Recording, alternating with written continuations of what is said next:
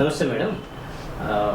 What is the need of holding expensive convention when people are already coming to know about Ambedkar, Pule, Periyar, and other Moolnivasi heroes? Okay. First and foremost, I should tell you that the conventions are not expensive. They are, we get people of the Moolnivasi Bahujan Samaj, they come together and they contribute to hold these conventions annually of BAMCEF, and it is a kind of thing which has been culturalized into the working pattern of BAMCEF for almost 40 years now, and this is the 33rd National Annual Convention that we are holding in Raipur. And you must have heard that it has been said rather that the ideas of the person, they live longer or they can live eternally, but even if the person dies, the ideas do live long. But what did Dr. Ambedkar say? Dr. Ambedkar said that it's not only that the person, if he dies, that he dies in person and his body, and that his ideas will live on. His ideas can also die. They can also disappear. If the ideas are not perpetuated, they are not percolated, they are not propagandized, they are not explained, they are not people are not educated on those ideas. So that is what has happened in this country. That is what is happening all over. So you see that Buddha was such a great revolutionary, but for almost 1200 years and more, his ideas were not known because they were hidden, they were suppressed, and so his ideas died. Same is true with many more revolutionary figures which have taken birth in India. Their ideas, unless you have a dedicated people, a dedicated organized people who can percolate and spread those ideas regularly or on a regular basis, only then those revolutionary and transforming ideas can reach the people. And that is exactly what we are doing. The plant which has been planted by great men like Phule, Shahu, Ambedkar, Chhatrapati Shivaji, Guru Nanak, and all these people who have fought against the Brahminical system, they have fought against the caste system, which is the root cause of all the problems in the country today. This has to be changed, and it can only change when the ideas of these revolutionary people are told to the people.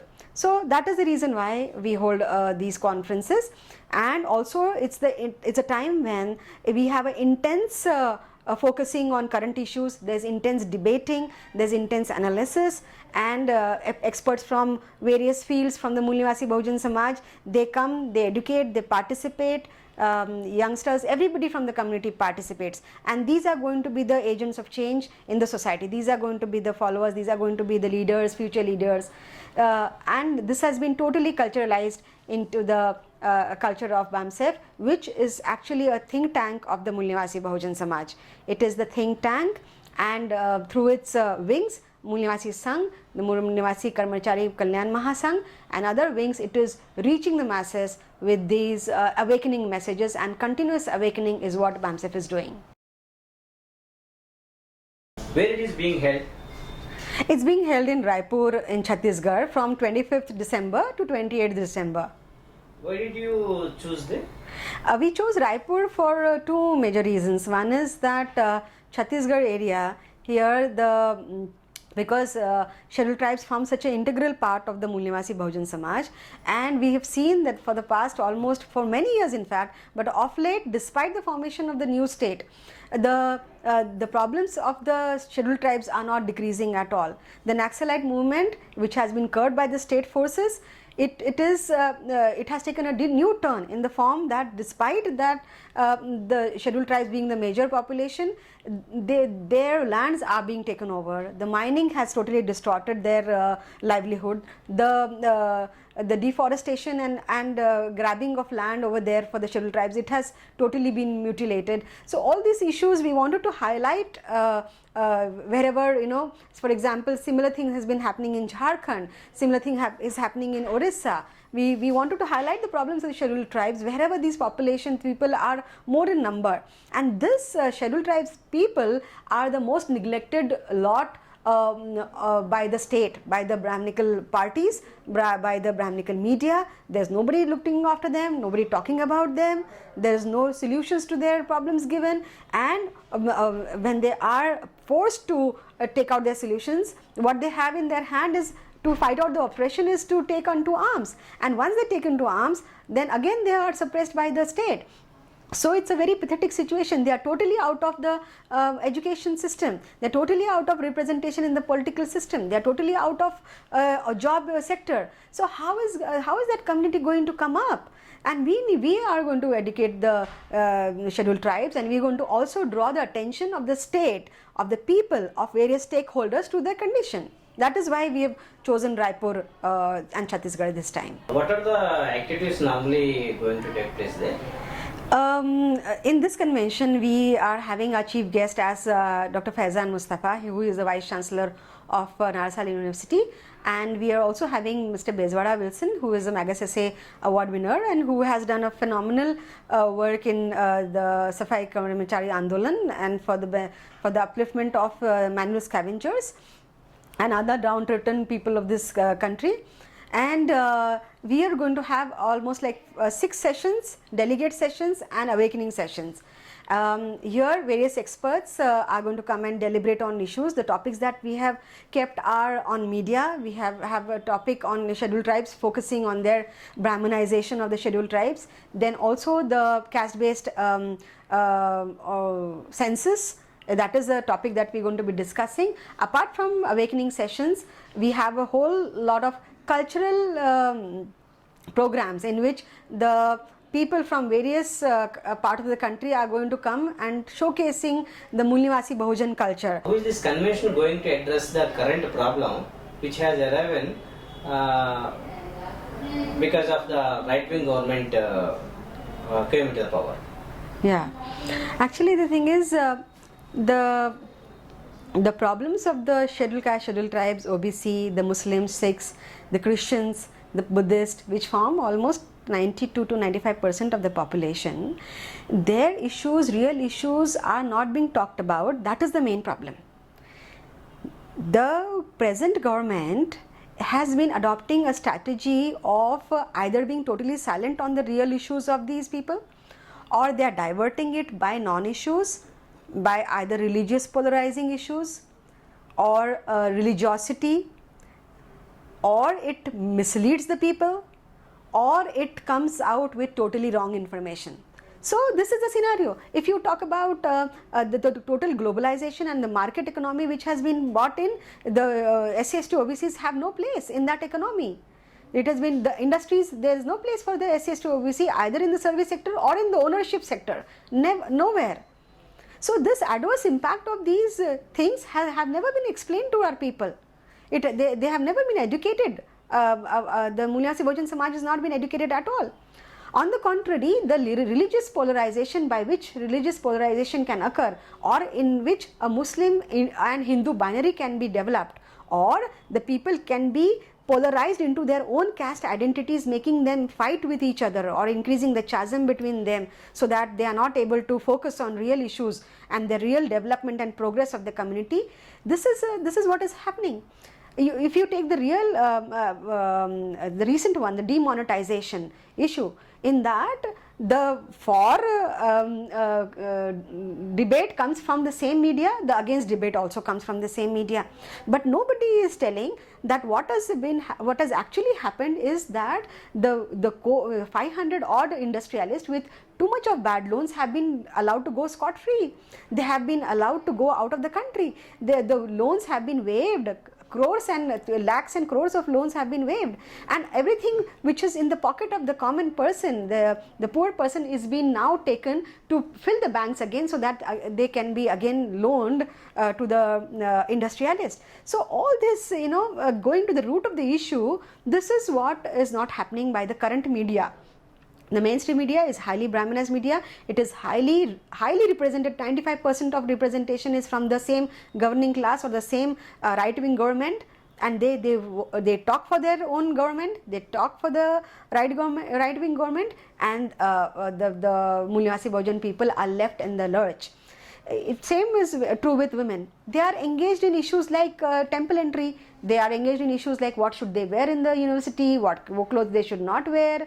But none of them is making it as an issue. What is the representation of women in education? How many the HDI indices show, all the surveys show that we are the least educated country in the entire world, and we have the ranking has come down so much.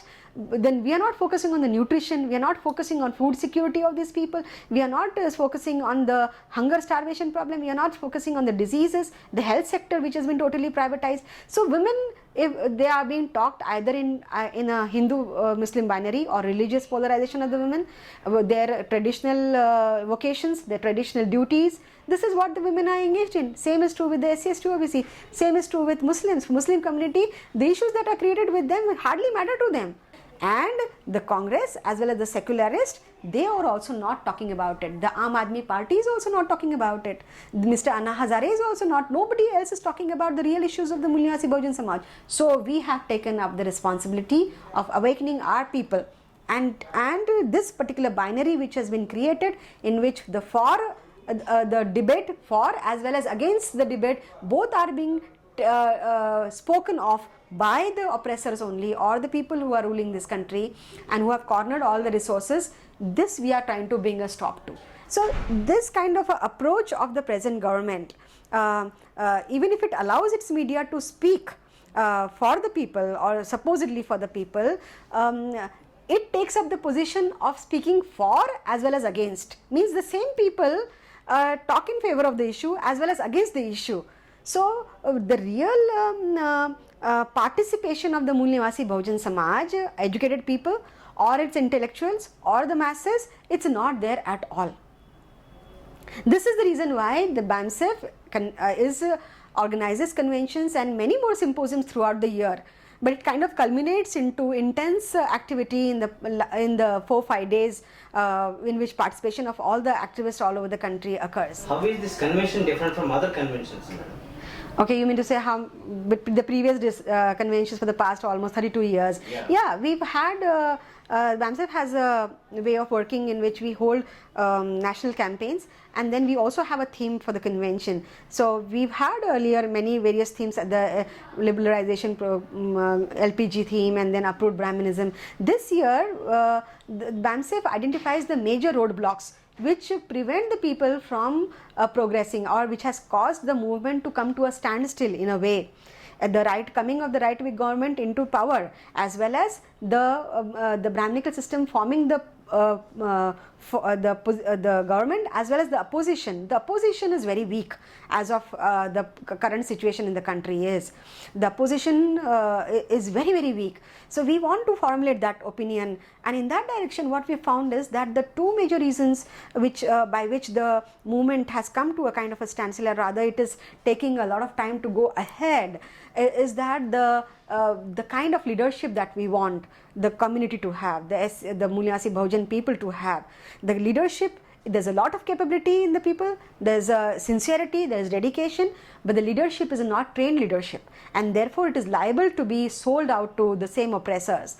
Not only that, it has been seen that the major stumbling block which is right now in front of us is that the leadership is which has emerged has been totally cornered into the attitude of personality cult or individual hero worship kind of leadership, which is nothing but a model of a Brahminical leadership, which is not at all good to tide over the Mul Niwasi Bahujan Samaj to a path of progress. So we are going to educate our people towards the formulation of and taking the society towards a collective leadership, a trained collective leadership. That we are going to do.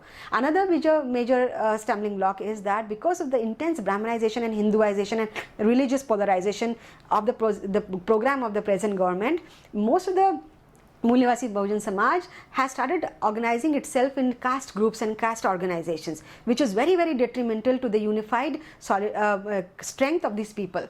Whether they are whether they are Muslims, Sikhs or OBCs or scheduled caste, they have to have a unified strength, and this kind of a development is very, very detrimental. these are the things that are the focus, and the Mulyavasi, I implore upon you, I request you as members of the Mulyavasi Bahujan Samaj to take benefit of this particular exercise that we are conducting for almost 4-5 days, and participate in good numbers, and also to contribute in whichever way possible, through your talent, through your money, through your participation, your mind, everything what is best feasible for you. And I invite all of you, and I welcome all of you. We are there to welcome all of you in Raipur, in Dashera Maidan, which has been renamed as Birsa Munda Nagar, in Chhattisgarh, from 25th December to 28th December. Jai Bhim, Jai Mulyavasi, Jai Bharat.